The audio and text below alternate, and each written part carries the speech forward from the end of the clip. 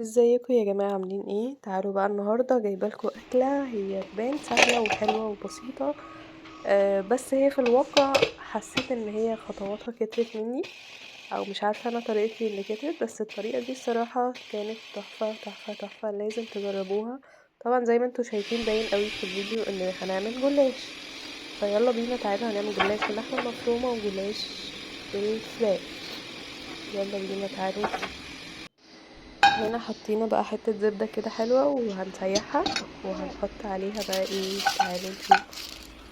حطينا الليا. لو سمحتوا يعني يا جماعة اللي مش بيحب الليا، لو سمحتوا حبوها عشان هي تحفة في الأكل، لازم تجربوها بجد.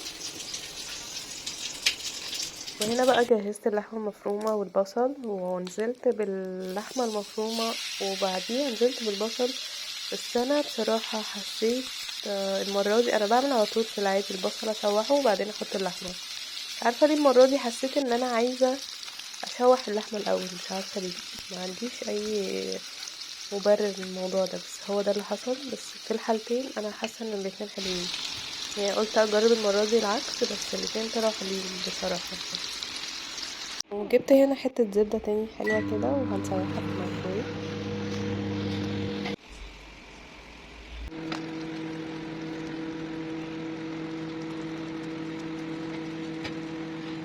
وفي طاسة تانية هنجيب حتة زبدة وحتتين ليا كده وهنسيحهم أو نشوحهم يعني، وننزل عليهم بالبصل، نقعد نشوح نشوح نشوح، وننزل عليهم ببقية المكونات، الفلفل وفراخ البانيه.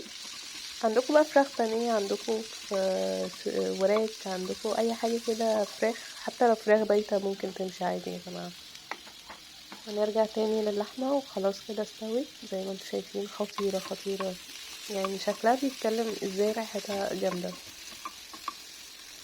هنا رجعنا للفراخ حطيناها اهي. حسيت هنا ان الطاسة صغيرة شوية فنقلتها في الطاسة الكبيرة. عندي مشاكل ان انا لازم ابدأ في الحاجة الصغيرة عشان اقتنع ان هي صغيرة على الحقيقة، وارجع تاني احطها في الكبيرة على اساس ان انا بوفر مواعين. مش عارفة ايه وجهة النظر العبيطة دي، بس انا بعمل كده للأسف.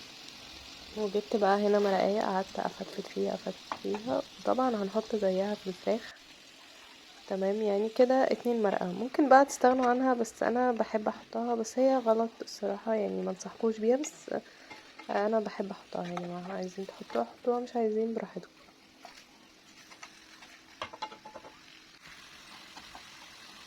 ودي كده اخر خطوة اتعملت للحمة. حطيت المرقة وقلبتها كويس جدا، اتأكدت ان هي خلاص اختفت تماما وطفيت عليها. رجعت للفراخ، حطيت بابريكا اوكي، وحطيت طبعا التوابل كلها في الاول على البصل، ورجعت حطيت تاني فلفل. انا بحب الفلفل حلو في الاكل.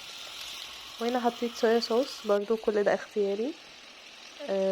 بس يعني صويا صوص مع اللحمة والفراخ اي لحوم بيدي طعم حلو قوي.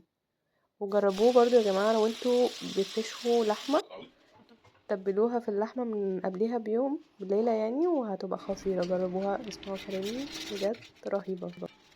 هنا بقى بدأنا نعمل الجلاش الخطير ده. بس حطينا بقى الطبقات، طبقة في طبقة في طبقة، وكل طبقة بنعمل كده، وبنقسم الجلاش 2، طبقة من تحت وطبقة من فوق، يعني الموضوع مش محتاج فقاقة. ويلا بينا نعمل الخطوات اللي فوق الجلاش بقى. جبنا لبن دافي عشان المرقة تدوب فيه، وحطينا بيضتين وملح وفلفل، ممكن بيضة برضو براحتكم، بس انا بحب احط 2. وحطيت مرقة تاني، المفروض برضو براحتكم، دي اختياري يعني. وحطيتهم بقى. ممكن على فكرة ندخل الجلاش في الفرن ينشف شوية وبعد كده نحط اللبن، بس انا نسيت وعملته على طول قبل ما يدخل الفرن. ورجعت تاني للفراخ، عملت نفس اللي عملته في اللحمة. حطيت جبنة رومي، طبعا لو عندكم جبن مثلثات، جبن موتزاريلا حطوا، هتبقى خطيرة يعني. هنا تمت المهمة بنجاح، وفي انشكاح كده، وانتوا شايفين الصينية تحفة كده وهي بدأت تستوي. شايفين البيض واللبن خلوها تنفش ازاي. فظيعة يا جماعة، طلعت طعمها خطيرة.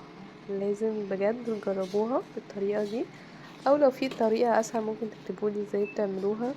بصوا بصوا الحلاوة، بصوا البيض دخل جوه كده مع اللحمة ومع الجلاش. خطوة البيض واللبن دي تحفة، بتفرق جدا. في ناس بتحط لبن بس جربوا مع البيض هتطلع خطيرة. ألف هنا.